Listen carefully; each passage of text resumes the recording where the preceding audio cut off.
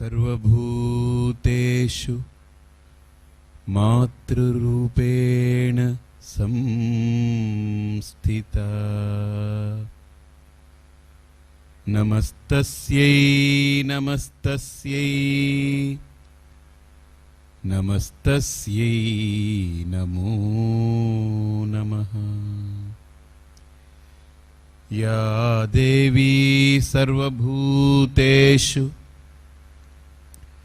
आत्मरूपेण संस्थिता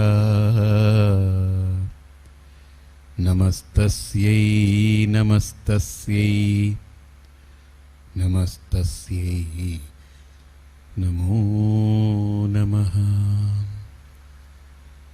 या देवी सर्वभूतेषु शान्तिरूपेण संस्थिता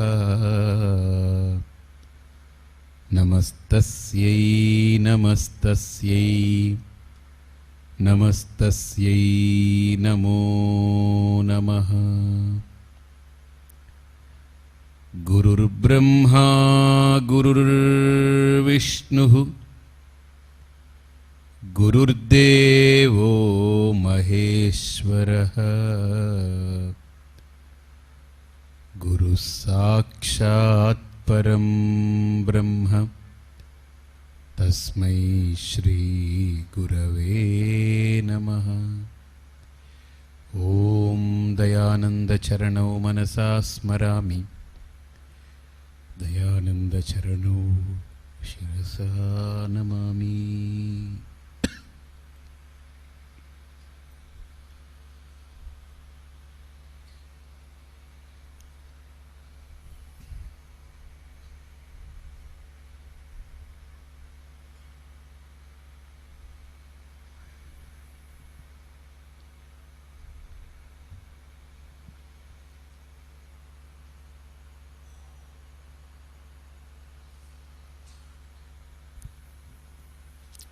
మనిషి యొక్క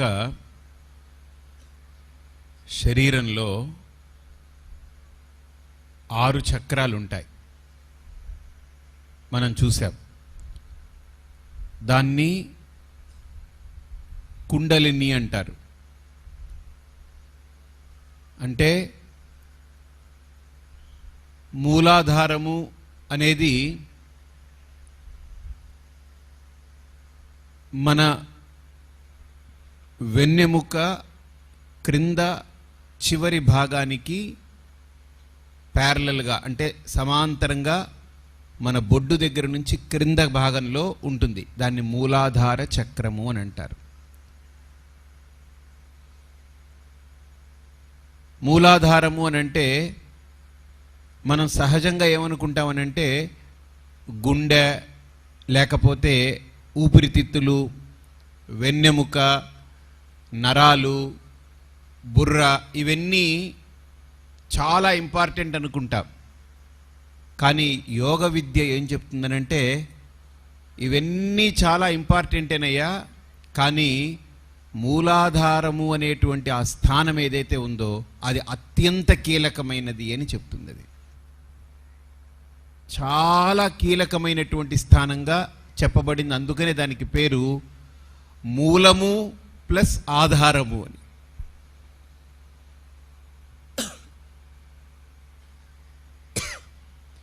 మూలము అంటే అర్థం ఏంటనంటే మన మొత్తం శరీర అవయవాలకే కాదు ఇంద్రియాలకు అన్నిటికీ కూడా మూలం అది.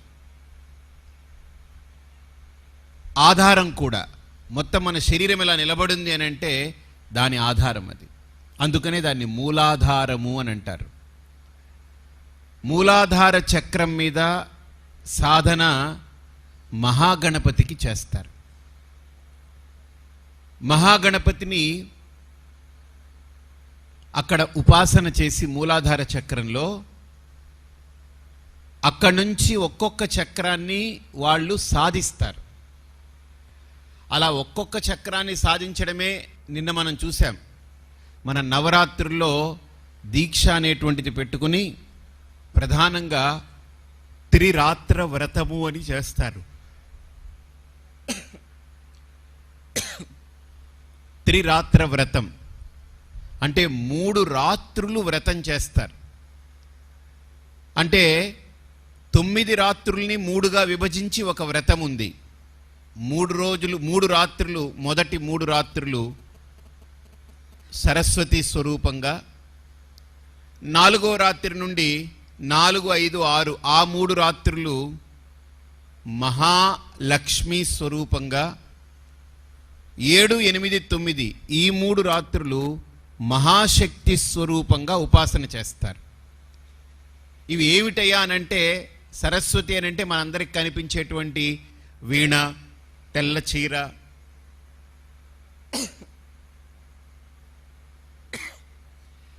వీణ చేతిలో పట్టుకుని తెల్ల చీర కట్టుకుని జపమాల పెట్టుకున్న రూపం ఒకటి మనకు కనపడుతూ ఉంది. కానీ దానికంటే ఇంకొద్దిగా అవతలికి వెళితే సరస్వతి అంటే జ్ఞానానికి సంకేతం.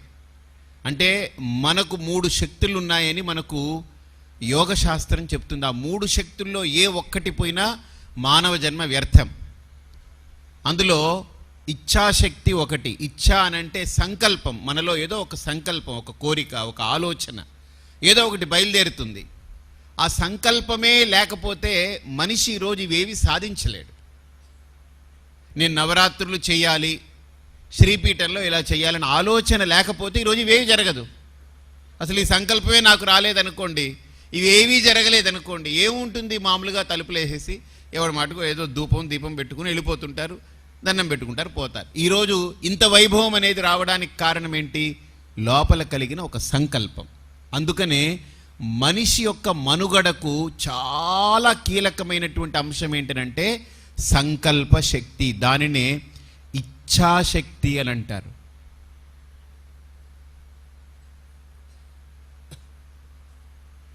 దాన్ని ఇచ్ఛాశక్తి అని అంటారు. అయితే సంకల్పం మాత్రం ఉంటే సరిపోదు. నేను నవరాత్రులు చేయాలి, చాలా బాగా చేయాలి, 1000 మంది రావాలి, అన్నీ రావాలి. ఏం ఏర్పాట్లు చేయకపోతే కొట్టుకుని చస్తారు అక్కడ అందరు. ఒకరి మీద ఒకరు కర్రలు తీసుకుని బాదుకొని చస్తారు వాళ్ళు. లేకపోతే లోపలికి వచ్చి ఎటు వెళ్ళాలో తిరిగి మొత్తం తొక్కేసి పీకేసి పాడేసి పోతారు వాళ్ళు. కాబట్టి కేవలం ఆలోచన మాత్రం ఉంటే సరిపోదు, సంకల్పం మాత్రం ఉంటే సరిపోదు. దాన్ని చక్కగా నిర్వహణ చేయగలిగేటువంటి సామర్థ్యాన్ని జ్ఞానము అంటారు. దాన్ని డిజైన్ చేయడం, జ్ఞానశక్తి కూడా కావాలి. అయితే డిజైన్ చేశాం, చాలా బాగా అన్నీ చేశాం, అద్భుతంగా పేపర్లో ఇక్కడ ఇది పెట్టాలి, ఇక్కడ యాగశాల రావాలి, ఇక్కడ ఇలా జరగాలి, ఇక్కడ ఇన్ని గంటలకు హారతి అన్నీ పెట్టాం.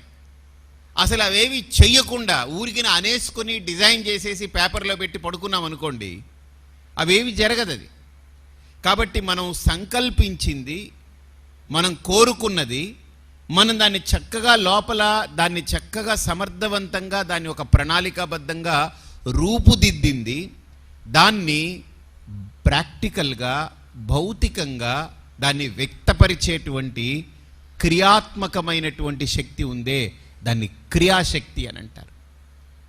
ఈ 3 శక్తులే మనిషిని నడిపిస్తూ ఉన్నాయి, గుర్తుపెట్టుకోండి. ఇంకా 4వది ఏదీ లేదు.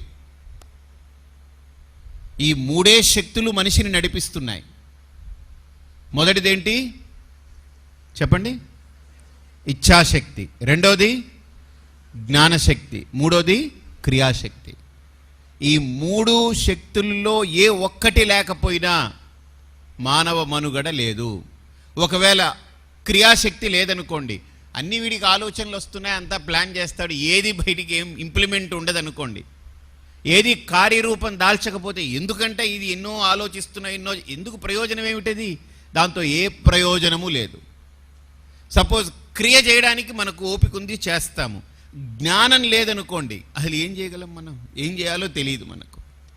సరే, జ్ఞానము ఉంది, క్రియ చేయాలని ఉంది, కార్యరూపం దాల్చాలని ఉంది, కానీ లోపల అసలు సంకల్పమే కదలలేదు, అసలు ఆలోచనే పుట్టలేదనుకోండి, ఏం చేయగలం? కాబట్టి మనిషిని నడిపించేది 3 శక్తులు: ఇచ్ఛాశక్తి, జ్ఞానశక్తి, క్రియాశక్తి. ఈ 3 శక్తులే మనిషిని నడిపిస్తాయి. ఈ 3 శక్తులని 6 చక్రాల్లో బంధించి పెట్టారు. ఈ 3 శక్తులు కూడా 6 చక్రాల్లో బంధించబడి ఉన్నాయి. మూలాధారము, స్వాదిష్టానము అనేటువంటిది క్రియాశక్తికి సంబంధించింది, క్రియ. అలాగే మణిపూరకము అనాహతము అనేటువంటిది మనకు జ్ఞానశక్తికి, మన సంకల్పము, ఇచ్ఛాశక్తి. అది క్రియాశక్తి అయితే ఇది ఇచ్ఛాశక్తి. మణిపూరకము అండ్ అనాహతం. మూలాధారము స్వాదిష్టానము క్రియాశక్తి, మణిపూరకము అనాహతం అనేది ఇచ్ఛాశక్తి. ఇక జ్ఞానశక్తి ఉంది. విశుద్ధి ఆజ్ఞ అనేటువంటి 2 చక్రాలు జ్ఞానానికి సంకేతం. ఆజ్ఞ అనేది ఇక్కడికి వచ్చేస్తుంది, విశుద్ధి ఇక్కడ ఉంటుంది. కాబట్టి ఇదంతా కూడా జ్ఞానానికి సంబంధించినటువంటి అంశం. జ్ఞాన చక్రము, ఈ 2 కూడా జ్ఞాన భాండం ఏదైతే ఉందో, జ్ఞాన అంశం ఏదైతే ఉందో అన్నీ ఇక్కడే ఉన్నాయి. మనం కళ్ళతో చూసి తెలుసుకుంటున్నాం జ్ఞానం, చెవులతో విని తెలుసుకుంటున్నాం జ్ఞానం, ముక్కుతో వాసన పీల్చి ఇది ఏంటి మంచా చెడా తెలుసుకుంటున్నాం జ్ఞానం, నాలుకతో రుచి చూసి రుచులన్నిటినీ గుర్తిస్తున్నాం జ్ఞానం, మాట్లాడి మాట విని ఇవన్నీ కూడా జ్ఞానము. క్రియ అనేది ఇక్కడి నుంచి కాళ్ళు నడవడం కానీ, మనకు మలమూత్ర విసర్జన కానీ, ఏదైనా క్రియ అంతా కూడా ఇక్కడి నుంచే నడుస్తుంది. పొట్ట కింద భాగం నుంచే మనం లోపలికి వేసిన తర్వాత ఇక్కడి నుంచి వెళ్ళి దిగిన తర్వాత ఇక్కడంతా పెద్ద ఇండస్ట్రీ లాగా ఉంది ఇదంతా. కాబట్టి ఇది క్రియాశక్తి. ఇక మణిపూరకము అలాగనే మన అనాహతం అనేటువంటి 2 చక్రాలు, అవి మనకు ఇచ్ఛాశక్తి.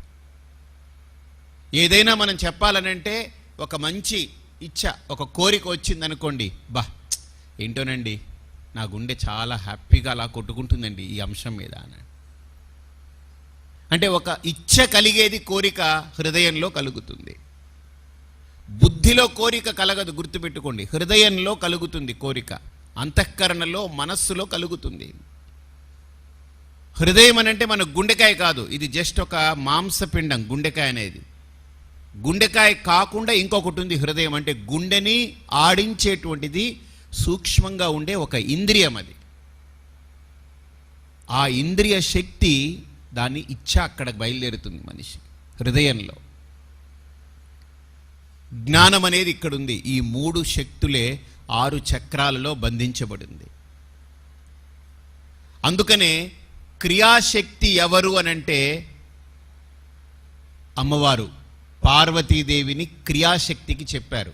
అంటే ఇక్కడ మూలాధారము స్వాదిష్టానము ఈ 2 కూడా పార్వతి యొక్క శక్తితో నడుస్తుంది.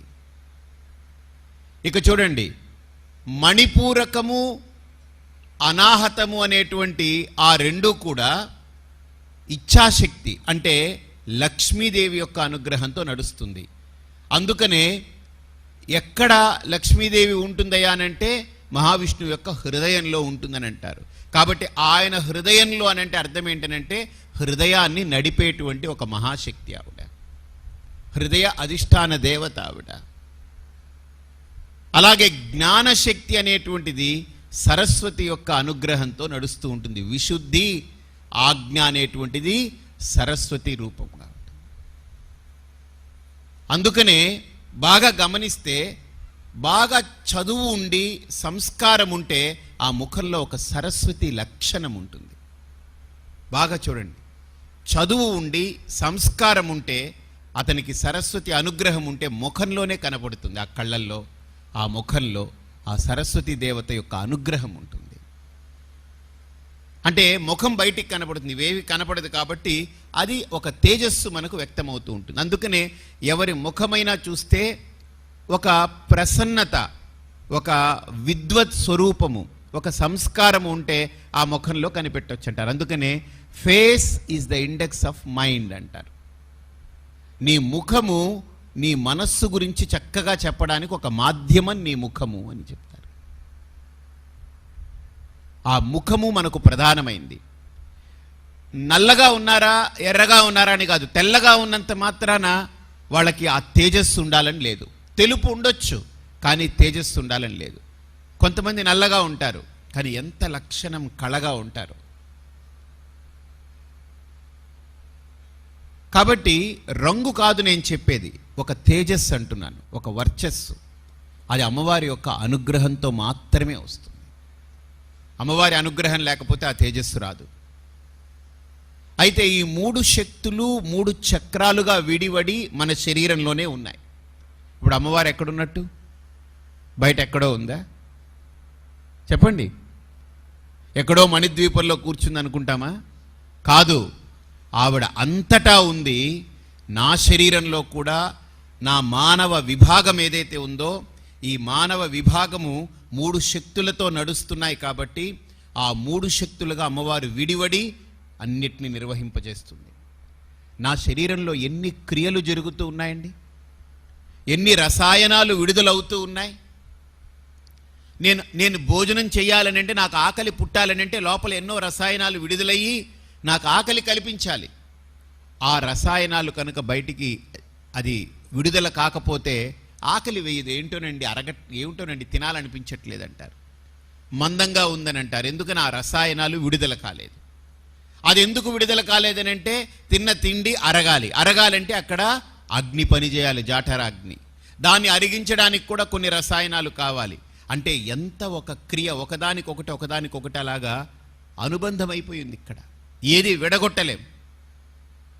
కాబట్టి రక్త ప్రసరణ జరగాలంటే శరీరం ఇక్కడ బొటనవేలు చివరి భాగం నుండి నా ఈ శిరస్సు యొక్క బ్రహ్మరంధ్రం వరకు నఖశిఖ పర్యంతం రక్త ప్రసరణ జరుగుతుందనంటే 72,000 నాడులు మన శరీరంలో నిరంతరం రక్తాన్ని తీసుకుని నడిపిస్తూ దాన్ని శుద్ధి చేసి అన్నిటికీ అందిస్తూ అలా రక్త ప్రసరణ జరుగుతూ ఉందనంటే లోపల ఎంత ప్రక్రియ, ఒక క్రియ నడవాలి.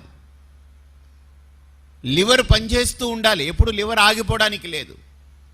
కిడ్నీలు పనిచేస్తూ ఉండాలి, గుండె కొట్టుకుంటూనే ఉండాలి, అది అందరికీ తెలిసిందే. అలాగనే పల్స్ కొట్టుకుంటూ ఉండాలి, పల్స్ ఆగిపోకూడదు. గాలి ఆడుతూ ఉండాలి. అంటే ఇన్ని క్రియలు లోపల జరగాలి అని అంటే ఆ క్రియలు ఎవరు నిర్వహింపజేస్తున్నారు? నేను ఎప్పుడైనా నా గుండె కొట్టుకుంటుందా లేదా అని సరే చేయబెట్టి చూసుకోగలిగానా? లోపలికి మీ లోపలికి గుండెను పట్టుకోండి ఒకసారి. మీ లోపలికి చెయ్యి పెట్టి గుండెను పట్టుకున్నారంటే అయిపోయినట్టే అర్థం. మనం ఎప్పుడైనా ఇప్పుడు మన వాచ్ పనిచేస్తుందా, సెల్లుకు ఛార్జింగ్ ఉందా అని మనం చూసుకుంటున్నాం, కానీ మన కిడ్నీలు పనిచేస్తున్నాయని ఎప్పుడైనా చేయబెట్టి చూసుకోగలమా? మనకు అక్కర లేకుండానే ఆవిడ పని చేయిస్తూ ఉంది. అంటే దాని వెనక ఎవరో ఒకరు ఉండాలా లేదా? ఇన్ని పని చేస్తున్నాయనంటే ఇప్పుడు ఇక్కడ లైట్లు వెలుగుతున్నాయి, ఫ్యాన్లు వెలుగుతున్నాయి, మైకు మాట్లాడుతుంటే మీకు వినిపిస్తుంది, బయటంతా సీరియల్ లైట్లు ఉన్నాయి, అక్కడ అన్నీ నడుస్తున్నాయి. ఇవన్నీ నిర్వహించడానికి ఆయా విభాగాలు ఆ వ్యక్తులు ఉండాలా లేదా? ఏదీ లేకుండా అలా నడిచిపోతుంటుందా? ఏదీ లేకుండా ఏదీ జరగదు, అవునా? ఏదో ఉంటేనే ఏదో ఒకటి నిర్వహణ జరుగుతూ ఉంటుంది. అలాగే మన శరీరంలో అవయవాలు కానీ క్రియాకలాపాలు కానీ సమస్త కార్యక్షేత్రం అంతా కూడా నడుస్తూ ఉందనంటే దానికి శక్తి క్రియాశక్తి. అందుకని అమ్మవారిని క్రియాశక్తి స్వరూపిణ్యై నమః అని అంటాం. ఆ క్రియాశక్తికి ఈ 3 రోజులు, ఈ 3 రాత్రులు, ఇచ్ఛాశక్తికి 3 రాత్రులు, జ్ఞానశక్తికి 3 రాత్రులు, ఇలా 9 రాత్రులు దీక్ష ఎందుకు చేయాలి అని అంటే ఈ శక్తుల మీద ఉపాసన చేయాలి, ఈ శక్తుల మీద మనం ఆరాధన చేయాలి, వాటిని పెంపొందించుకోవాలి, దాన్ని బాగా ఫ్లెరప్ చేయాలి. అది ఏడాదికి ఒక్కసారి మనతోటి ఆ వ్రతం చేయిస్తున్నారు మన పెద్దలు. ఇది చెయ్యండిరా, ఈ 9 రాత్రులు మీరు బ్రహ్మచర్య దీక్షతో ఉండి ఆహార నియమాన్ని పాటించి నిద్రని జయించి ఆహారాన్ని జయించి మీ ప్రపంచాన్ని మీరు జయించి ఆఖరికి 10వ రోజు విజయదశమి నాడు అంటే 9వ రోజు రాత్రి, అంటే రేపు మనకు యాక్చువల్గా అంటే ఈసారి తిథిద్వయం పడింది కాబట్టి రేపు నవమి, రేపు రాత్రి మనల్ని మనం జయించుకోవడమే విజయదశమి యొక్క సంకేతం. అంటే మన మీద మనం గెలుపు సాధించుకోగలిగితే మన మీద మనం ఒక నియంత్రణ మనకు రాగలిగితే, మన పట్ల మనకు ఒక అవగాహన ఏర్పడగలిగితే, ఈ 9 రాత్రులు కూడా కూర్చొని అసలు నేను ఎవరు, అసలు నా నేచర్ ఏంటి, నా ఫ్యూచర్ ఏంటి, బాగా గమనించండి. అసలు నా నేచర్ ఏంటి, నా ఫ్యూచర్ ఏంటి, దీని మీద మనం గనుక సరిగ్గా ఒక బుర్ర పెట్టి ఒక సాధన చేయగలిగితే మనలో మనం మాట్లాడుకోవడానికి ఒక మంచి అవకాశం వస్తుంది. 9 రాత్రులు మీరు దేవుడి దగ్గర కూర్చుంటే దేవుణ్ణి కొంతసేపు ఆరాధిస్తాం. మనం ఎవరైనా ఆరాధించి అగరవత్తి ఇచ్చి ఆరతి ఇచ్చేసి వెళ్ళిపోతాం. కానీ వాస్తవంగా దేవుడికి మనం తిప్పే అగరవత్తి, మనం ఇచ్చే కర్పూరం, లేకపోతే మనం పెట్టే పండు ఏదైనా ఆయన తీసుకుంటుంది. అక్కడ ఏమి ఆ విగ్రహం ఏం తీసుకోదు. అంతవరకే మనం పరిమితమై వెనక్కి వచ్చేస్తున్నాం. అంటే మనకు తర్వాత ఎలా ముందుకు అడుగు వేయాలో తెలియట్లేదు, ఆ సాధన తెలియట్లేదు, ఆ దైవాన్ని అనుభూతి పొందలేకపోతున్నాం. అందుకనే ఇక్కడ సాధనలు ఏం చెప్పిందనంటే, అమ్మవారు ఇక్కడ సౌందర్యలహరిలో చెప్తూ ఒక సాధకుడు మహాపద్మాటవ్యాం మృదిత మల మాయేన మనస, అమ్మవారి దగ్గర కూర్చుని 9 రాత్రులు ఆరాధన చేసేటప్పుడు అమ్మవారితోటి మనం మాట్లాడుకోవాలి. అంటే అక్కడ నన్ను నేను ఓపెన్ చేసి, అమ్మా నాలో ఈ ప్రాబ్లం ఉంది.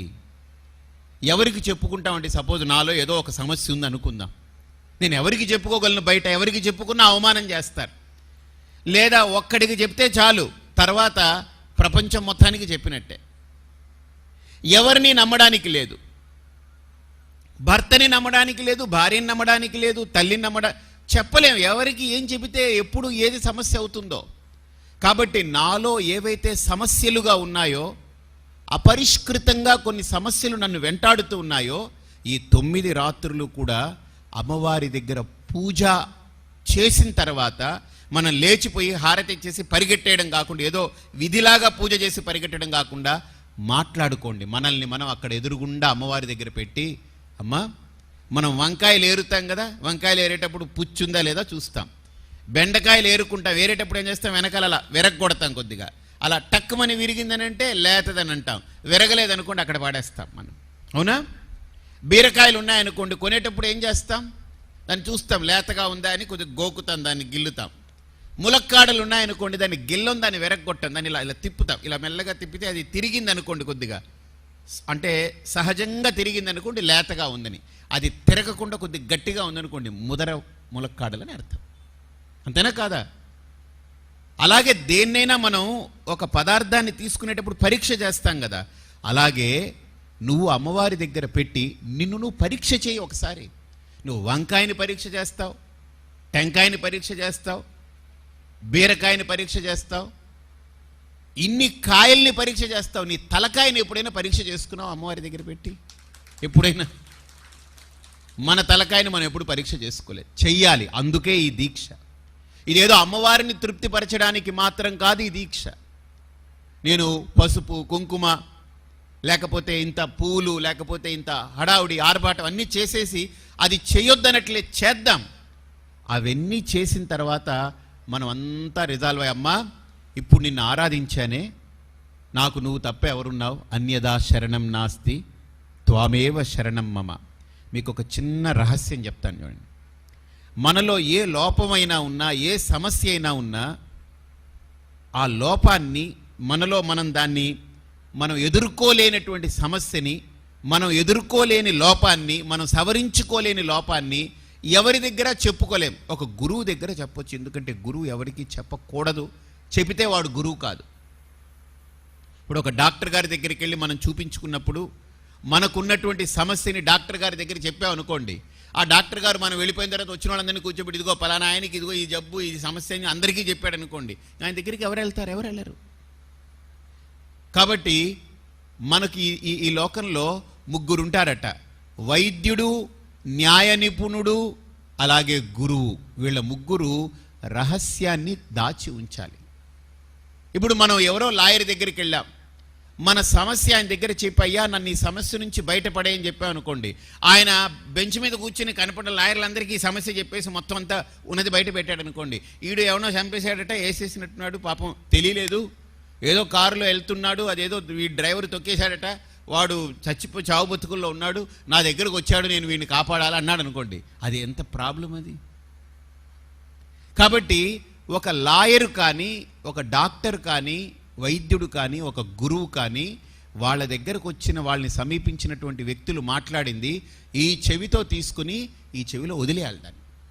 దానికి ఏం చేయాలో పరిష్కారం గురించి ఆలోచించాలే కానీ ఆ సమస్యని ఎవరి దగ్గర మాట్లాడి చర్చించేటువంటి అవకాశం ఇవ్వకూడదు. అలా ఇస్తే వాళ్ళకి ద్రోహం చేసుకున్నట్టు అర్థం. అందుకని ఈ భూమి మీద ఎవరిని నమ్మొచ్చు అనంటే, హాయిగా ఆరోగ్యం బాగలేదంటే డాక్టర్ని నమ్మొచ్చు. ఏదైనా లీగల్గా సమస్యలు వస్తే నమ్మదగ్గ లాయర్ని నమ్మొచ్చు. అలాగే మనల్ని మనం పరీక్షించుకోవాలి, మనల్ని మనం సంస్కరించుకోవాలి. మనం మారాలనుకుంటున్నాం, మనం ఎదగాలనుకుంటున్నాం.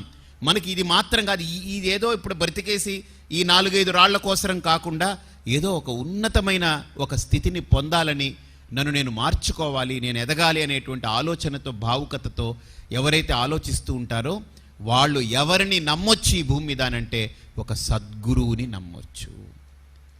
ఎవరు గురువు అనంటే ఎవరైతే ఆ శిష్యుడి యొక్క ఔన్నత్యాన్ని, ఉన్నతిని ఆలోచించి తనలో ఉన్నటువంటి సమస్యల్ని, లోపాలని ప్రశాంతంగా ఓర్పుతో సవరించి, సంస్కరించి అతన్ని ఒక మంచి మార్గంలోకి ఎక్కించి సాధన చేయించి, అందరినీ గురువు అనేస్తారు, అందరూ గురువులు కారు, గుర్తుపెట్టుకోండి.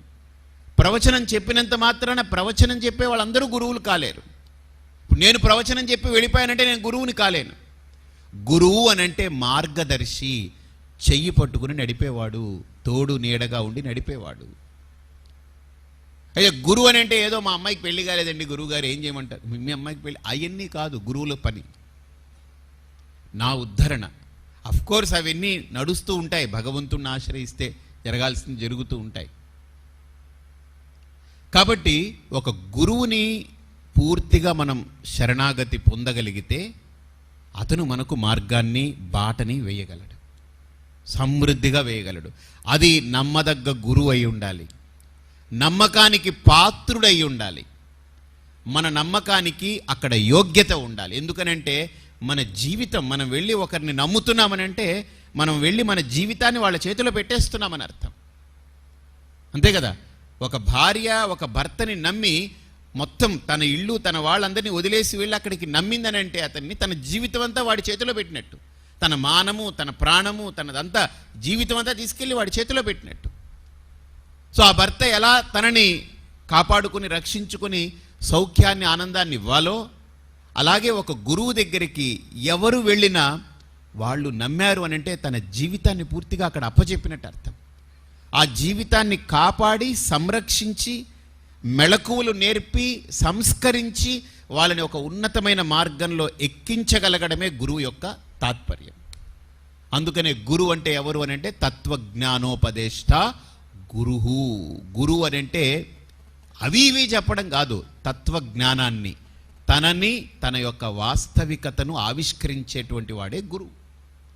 తన యథార్థాన్ని, తన యొక్క అంతరంగాన్ని సంస్కరించి, తన అంతరంగంలో ఉన్నటువంటి మాలిన్యాలని కనిపెట్టి, ఆ మాలిన్యాల మీద తను చక్కగా కసరత్తు చేసి ఆ వచ్చినటువంటి శిష్యుడి చేతనో శిష్యురాలి చేతనో సాధన చేయించి వాళ్ళ మనస్సుని మెల్లగా మార్చి, ఆర్చి, కూర్చి, ఓదార్చి దగ్గరకు తీసుకుని ఒక తల్లిలా, తండ్రిలా, ఒక గొప్ప మిత్రుడిలా, ఒక దైవంలా, ఒక అన్నలా, లేకపోతే అందుకే అంటారు త్వమేవ మాతాచ పితా త్వమేవ, త్వమేవ బంధుశ్చ సఖా త్వమేవ, త్వమేవ విద్యా ద్రవిణం త్వమేవ, త్వమేవ సర్వం మమ దేవదేవ, త్వమేవ సర్వం గురుదేవదేవ.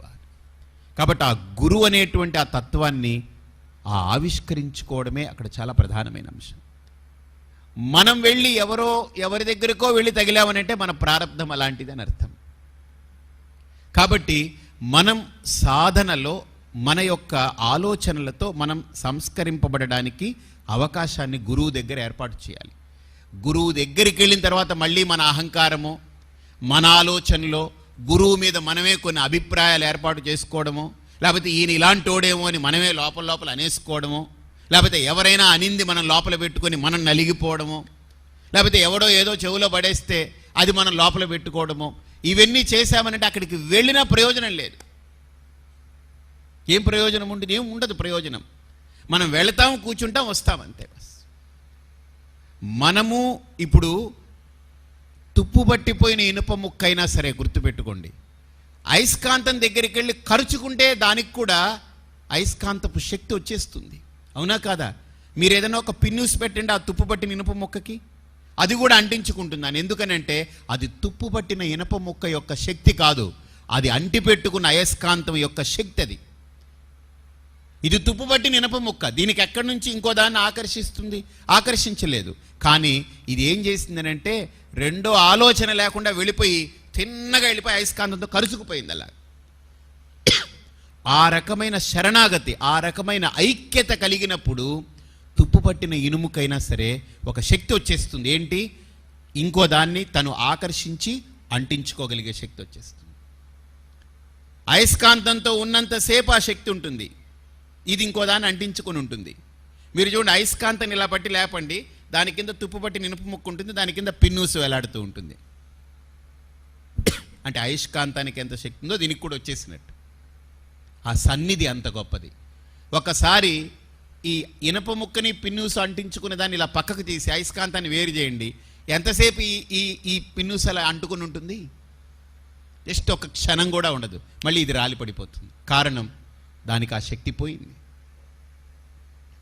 కాబట్టి మనకు గురువు అనేటువంటిది కేవలం ఏదో ఉపన్యాసం చెప్పో ప్రవచనం చెప్పో అయిపోయింది మీ పని మీది, ఏదో పూజ చేయండి, దీపం తిప్పండి, లేకపోతే ఆ ఊరు వెళ్తాం, ఈ ఊరు వెళ్ళండి, లేకపోతే అక్కడ కూర్చోండి, ముక్కు ఇలా పట్టుకోండి, లేకపోతే కాళ్ళు ఇలా నెత్తి మీదకి పెట్టండి, లేకపోతే తలకాయ ఇక్కడికి పెట్టండి, లేకపోతే మీరు డబ్బు ఇంత పెట్టి ఇలా చేయండి, లేకపోతే ఈ దానం ఇవన్నీ ఓకే, నేనేం తప్పు పట్టట్లేదు, ఇవన్నీ వ్యవహారంలో జరిగేవే.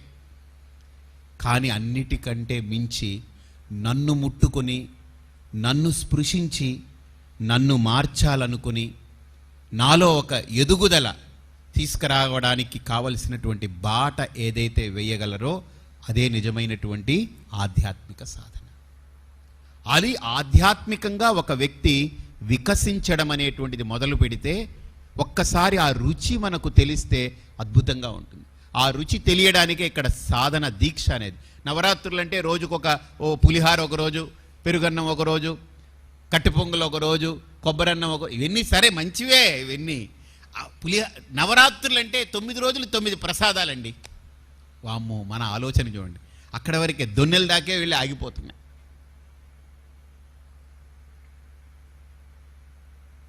మన ఆలోచన ఈరోజు ఏం ప్రసాదం, నవరాత్రులు అంటే ప్రసాదాలు, ఈరోజు ఏం ప్రసాదం, చక్కెర పొంగలండి, ఈరోజు ఈ అలంకారం అండి, అయిపోయింది. ఇలా అనుకుంటా అలంకారం దగ్గరికి దండం పెట్టుకుంటాం, అనుకుంటాం, బయటకు వచ్చి దొన్ని తినేసి అయిపోయింది. ఈరోజు నవరాత్రి 2 రోజులు అయిపోయింది. వెళ్ళి దండం పెట్టి ఒక దొన్ని తినేసి వెళ్ళిపోతే నవరాత్రి అయిపోతే ఇంక ఎందుకు ఆ దీక్ష ఏంటిది? అలాంటి నవరాత్రులు మనం 100 చేసుకోవచ్చు. అది దాంతో ప్రయోజనం ఏముంది? ఆ దొన్నె ఉంటుంది, మనం ఉంటాం. ఏముంది? దొన్నెలో ఉన్న పులిహార మన కడుపులోకి వెళ్ళింది, ఈ దొన్నెలోకి వెళ్ళింది, ఈ గిన్నెలోకి వెళ్ళింది, అంతే. కాబట్టి దీక్ష అనేటువంటిది ఏంటనంటే మనం ఇవన్నీ ఓకే ఉంటాయి, కానీ వీటన్నిటికంటే విలక్షణంగా మనం అమ్మవారిని ఆరాధించుకుని, ప్రశాంతంగా ఆరాధించుకుని, అమ్మవారి దగ్గర కూర్చుని, అమ్మా నాలో ఈ లోపం ఉందమ్మా. గుర్తుపెట్టుకోండి, ప్రపంచంలో ఎవడి లోపాల గురించి మీరు అమ్మవారి దగ్గర ఆలోచించుకుని, వాడలాగా, ఈవిడిలాగా, ఆద్దాలాగా, ఇదిలాగా, నా మొగుడిలాగా, నా పెళ్ళామిలాగా, నా కొడుకులాగా, నా కూతురిలాగా, ఫన్నీ థింగ్, ఎన్ని leave it for God sake.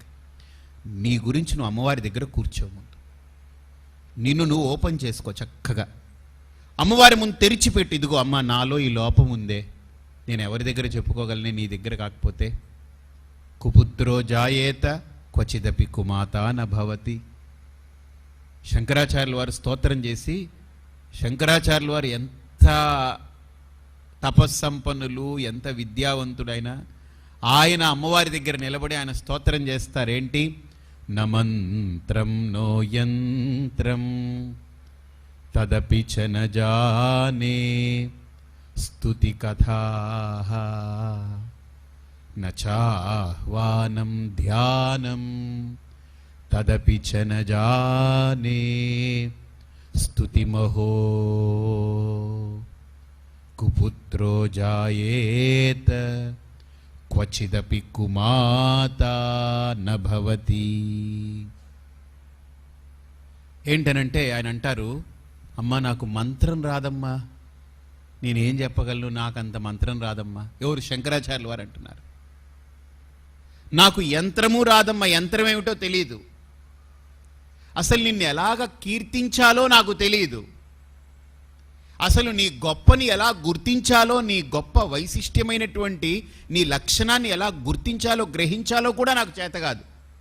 ఎందుకంటే అమ్మా నేను ఒక చెడ్డ కొడుకుని, ఎందుకంటే నిన్ను గుర్తించడం చేతగాని ఒక చెడ్డవాడిని. కానీ ఒక్కటైతే నాకు తెలుసమ్మా, ఈ భూమి మీద ఒక న్యాయం ఒకటి ఉంది. ఏం తెలుసా? చెడ్డ కొడుకు ఉండొచ్చేమో కానీ చెడ్డ తల్లి ఎక్కడా ఉండదమ్మా ఈ భూమి మీద. ఒకవేళ ఉందనంటే కలియుగానికి ఆవిడే ప్రతిరూపం అయి ఉండాలి, కానీ చెడ్డ తల్లి ఎక్కడా ఉండదు.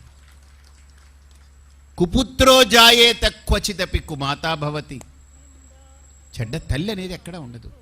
కొడుకు ఎంత చెడ్డవాడవనండి, కూతురు ఏం చేయనివ్వండి, ఈడు ఊగిపోతుంటాడు ఇంట్లో మొగుడు భర్త, ఈడు అంతు చూస్తాను, అది చేస్తాను, అసలు దాన్ని ఇలా చేస్తాను, కానీ ఈవిడ కూడా బాధపడుతుంది, తిడుతుంది. కానీ వాళ్ళు ఎప్పుడొస్తారో చూసి చల్లగా ఈయనకి కూడా తెలియకుండా లేచి వెళ్ళిపోయి వాళ్ళు రాగానే వాళ్ళకి కావాల్సిందంతా పెట్టి పడుకో, వెళ్ళి పడుకో, రేపు పొద్దున్న చూస్తాను, వెళ్ళి పడుకోమని చెప్పి పడుకోబెట్టి మెల్లగా ఈవిడొచ్చి పడుకుంటుంది.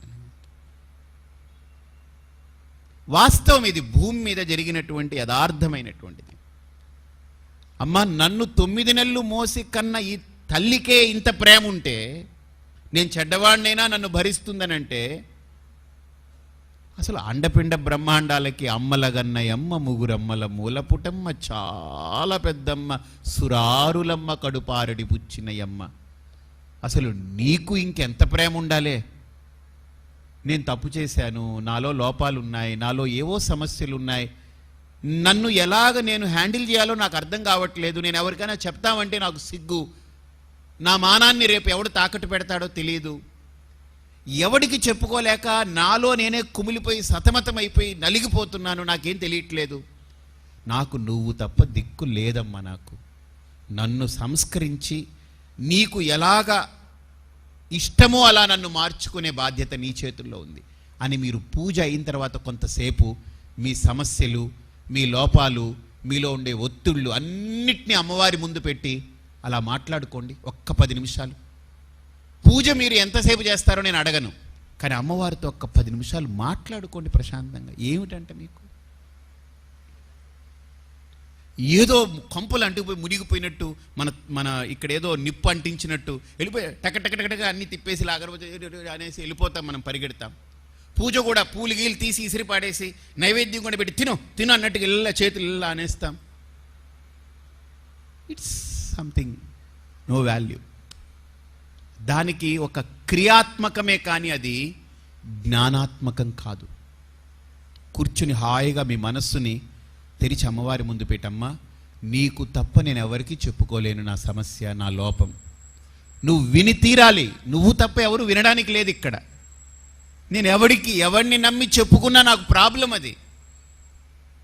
అది నాకే మళ్ళీ ఇంకొక సమస్య తయారవుతుంది. కాబట్టి నేను ఎవరిని నమ్మడానికి లేదు. ఇంకొకటి తెలుసా మీకు, ఈ భూమి మీద నేను ఎవరికైనా చెప్పుకుందాం అంటే వాడికే గంపడి సమస్యలు ఉంటాయి.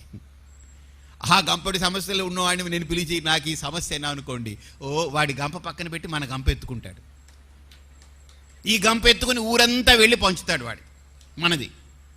మళ్ళీ ఆ గంప ఖాళీ అయిన తర్వాత పట్టుకొచ్చి మనకు అప్పచెప్పి వాడి గంప ఎత్తుకుపోతాడు వాడు. ఈ భూమి మీద అంతే, ఎవడికి వాడికి సమస్యల గంప నెత్తి మీద ఉంది. ఒక కొంప అంటే సమస్యల గంపే. మనిషి అంటే సమస్యల వలయాలు లోపల ఎన్నో ఉన్నాయి, ఇంకొకటి అలా తగులుతూ ఉంటాయి. దీన్ని ఎలా ఛేదించాలి? నాకు శక్తి ఎక్కడిది? నాకు నువ్వే శక్తి, నాకు నువ్వే దిక్కు. నిజంగా చెప్తున్నాను, మన లోపల అంతరాంతరంలో స్పష్టంగా ఈ నిర్ణయం తీసుకుని నాకు నువ్వే దిక్కు అని ఆవిడ దగ్గర మీరు ఏడవండి, ఏడిచేయండి. కళ్ళమ్మడి నీళ్ళు వస్తే ఏడుపు రానివ్వండి, మీకు ఏమనిపిస్తే చేసేయండి అక్కడ ఆవిడ ముందు. మీరు క్లీన్ అయిపోతారు, లోపల పవిత్రమైపోతారు. మీరు వెళ్ళి మనుషుల దగ్గర ఏడవకండి, ఎవరి దగ్గర ఏడుచుకున్నా ప్రయోజనంలే. లేదు, మీకు నమ్మకం ఉన్న వ్యక్తి దగ్గరికి వెళ్ళి చెప్పుకొని దానికి పరిష్కారం అడగండి. కానీ సమస్యని, మిమ్మల్ని అమ్మవారికి అంకితం చేసి అక్కడ ఏడవండి. అమ్మ, నాకు ఒక మంచి గురువు కావాలి, నీ దగ్గరికి నన్ను చేర్పించగలిగే గురువు కావాలి, నీకు ఇష్టమైనట్లుగా నన్ను మలచగలిగే ఒక సంస్కారాన్ని ఇవ్వగలిగే ఒక గురువు కావాలి. అసలు గురువులు చాలామంది ఉన్నారు. ఎవరి దగ్గరికి వెళ్ళి నేను చిక్కుంటే ఏమైపోతానో తెలియదు. మన జీవితం గాలిపటం లాంటిది. హాయిగా దారంతో అలా ఎగురుతూ ఉంటే గాలి ఉన్నంతసేపు బాగుంటుంది. లేదు, ఎక్కడికైనా వెళ్ళి ఏదో ఒక కర్రలోనో, ఒక కమ్మిలోనో, లేకపోతే ఎక్కడో ఒక చోట స్తంభానికో చిక్కుకుందనుకోండి, అక్కడి నుంచి మనం దాన్ని తీయలేక దాన్ని అలా వదిలిపెట్టి గాలికి అది అటువాలి, అది ఎందులోనో తగులుకొని ఇటు తిరిగేటప్పుడు సగం చిరిగిపోయి దేనికి పనికి రాకుండా అయినట్టు అవుతుంది. నా జీవితం అలా కాకూడదమ్మా. భద్రంగా, క్షేమంగా ఒక మంచి గురువు యొక్క చేతిలో ఉండాలి. నాకు ఒక గురువుని చూపించమ్మా, నాకు ఒక మార్గాన్ని ఇవ్వమ్మా, నాలో ఉండే లోపాలని నేను అధిగమించాలమ్మా, నీకు ఇష్టమైనట్టుగా నేను మారాలమ్మా. అది దీక్ష యొక్క రహస్యం. ఈ నవరాత్రులు చేసే దీక్ష యొక్క రహస్యమేది. అందుకనే ఇక్కడ అంటారు, మహాపద్మాటవ్యాం మృదిత మల మాయేన మనస్స. అమ్మ, నా మనస్సు మైలబట్టలాగా ఉంది, అసలు గబ్బు కొడుతూ ఉంది నా మనస్సు. నేను బయటికి బాగా స్నానం చేశాను ఈ పూజకు వచ్చే ముందు. ఇంకా ఏం చేశాను తెలుసా? మంచి సబ్బు, ఆ సబ్బు ఒకటి 100 రూపాయలు, చాలా క్వాలిటీ సబ్బు, అది పెట్టి రుద్దాను. అయిపోయిన తర్వాత, స్నానం చేసిన తర్వాత మంచి సుగంధభరితమైనటువంటి స్ప్రేలన్నీ కొట్టాను. మంచి అప్పుడే ఉతికి బాగా ఇస్త్రీ వేసి ఎక్కడ నలుగుడు లేనటువంటి బట్ట కట్టుకున్నాను. మొహానికి కూడా మంచి అలంకారం చేసుకుని చక్కగా అంతా సంస్కరించుకొని బొట్టు పెట్టుకున్నాను, తల దూకున్నాను, అన్నీ క్లీన్గా ఉన్నాయి. కానీ లోపల మనస్సమ్మా మైలబట్టమ్మ. అసలు దాన్ని ఉతకలేకపోయాను, దానికి సబ్బు పెట్టలేకపోయాను, దానికి గంజి పిండలేకపోయాను, దాన్ని ఇస్త్రీ చేయలేకపోయాను. అది ఎంత నలిగిపోయిందో అంత నలిగిపోయింది, ఎంత మురికి ఉండకూడదో అంత మురికి ఉంది. నేనేం చేయగలనమ్మా దానికి? నా వల్ల చేత కావట్లేదు. మీరు ఆవిడ ముందు ఓపెన్గా, నిష్కల్మషంగా, ఒక చిన్న పిల్లలు ఎలాగైతే తల్లిని వెతికి వెతికి వెతికి ఏడ్చి ఏడ్చి ఆఖరికి తల్లి అక్కడ కనపడగానే పరిగెట్టుకుంటూ వెళ్ళి తల్లిని పట్టుకొని బేరమని ఏడుస్తారు చూసారా? అలా మీరు కూడా అమ్మవారి ముందు కూర్చొని నిష్కల్మషంగా, చిన్న, మనం ఏం పెద్ద పిల్లలంటే 80 ఏళ్ళైనా, మనం 80 ఏళ్ళు ఏం పెద్దండి, మన అమ్మవారి ముందు మనం పెద్ద. ఏమండి, నాకు 80 ఏళ్ళు వచ్చాయి గురువుగారు, అమ్మవారి ముందు కూర్చొని ఏడిస్తే మా మనవరాలు ఏమనుకుంటుంది? ఏమనుకోదు. మా అమ్మమ్మే ఏడుస్తుంది, నేను ఎందుకు ఏడవాలి? ఇంకా నేను ఎక్కడికి వెళ్ళి ఏడవలేని, ఆవిడ మారుస్తుంది. మీకు ఏం చెయ్యాలని ఉంటే ఆ దైవం దగ్గర కూర్చొని నిష్కల్మషంగా చేసేయండి. మీకు ఆవిడ దగ్గర నుంచి పరిష్కారం అందకపోతే అప్పుడు అడగండి. అది అమ్మ యొక్క గొప్ప లక్షణం. మిగతా ఏ దేవుళ్ళైనా కొద్దిగా ఆలస్యం అవుతుంది. అమ్మ ఏంటనంటే మనం అడగకుండానే అన్నీ పెట్టేయగలిగేటువంటిది అమ్మ. ఇప్పుడు మీరు పుట్టింటికి వెళ్తారు, మీ అమ్మగారింటికి వెళ్తారనుకోండి, వెళ్ళగానే ఆవిడ కూర్చోబెట్టి మీతోటి అరగంట గంట సేపు మాట్లాడదు. ముందు వెళ్ళగానే ఆవిడ ఏం చేస్తుంది తెలుసా? కాళ్ళు కడుక్కో, ముందు ఇట్రా ఇట్రా అని చెప్పి ముందు ఏదో పెట్టి మీకు తినిపించాలి ఆవిడ. లేదేదో ఒకటి తాగంటుంది. ఎందుకనంటే నా బిడ్డ అక్కడి నుంచి వస్తుంది, పాపం ఎప్పుడు తినిందో ఏమో, ఏం తాగిందో ఏమో, నీరసం అయిపోతుందని పెడుతుంది. అదే ఇంటికి ఆడపడిచి వచ్చిందనుకోండి, వాళ్ళ ఆడపడిచే వచ్చిందనుకోండి, కూర్చోబెడుతుంది ఒక గంట సేపు, దీనికి కడుపులో నకనకలు ఆడిపోతూ ఉంటుంది. ఈవిడ వదిన ఏమన్నా తీసుకుందామంటే, అది సరే కానీ మొన్న అబ్బా వాడిది ఎంత పెద్ద సమస్య అయిపోయింది తెలుసా నీకు అని అంటే, అది ఒక 5 నిమిషాలు మళ్ళీ వెళ్తుంది. మళ్ళీ వదిన కొద్దిగా ఏమన్నా మనం తిందామని, నిజంగా తిందాం కానీ నీకు మర్చిపోయాను నేను చెప్పడం, మొన్న మా వీధి చివరిలో ఏదో ఒకటి లింక్ పెట్టి గంట 2 గంటలు చేసి పడేస్తుంది. ఎందుకంటే ఆడపడుచు ఏం పెట్టినా పెట్టకపోయినా ఏముంది పెద్ద. కానీ ఇది నా బిడ్డ, ఇది నా కడుపులో ఊరింది. అది తిట్టుకున్నా పర్లేదు, కూతురు కూరుతుంది. తల్లి యొక్క వాత్సల్యం. అవునా కాదా చెప్పండి? వాస్తవం. చూడండి, తలకాయలు ఊపుతున్నారు అందరు ఆడవాళ్ళు. వాస్తవం తల్లి యొక్క ప్రేమ అంతే.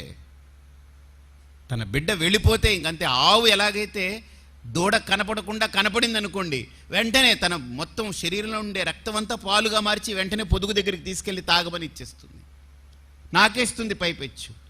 ఆ మాతృత్వం అనేది దేవతలందరిలో కూడా అమ్మవారికి ఒక్కరికి అంత గొప్ప కారుణ్యం ఉంది, అంత శక్తి ఉంది. మిగతా దేవతలందరికంటే ఒక్క అమ్మవారికే ఆ కారుణ్యం ఉంది. ఒక్కటి గుర్తుపెట్టుకోండి, నా దగ్గర ఒక్క పైసా లేదు, ఒక్క తుండుగుడ్డతోటే వచ్చాను. ఇవన్నీ ఎలా జరుగుతున్నాయంటారు?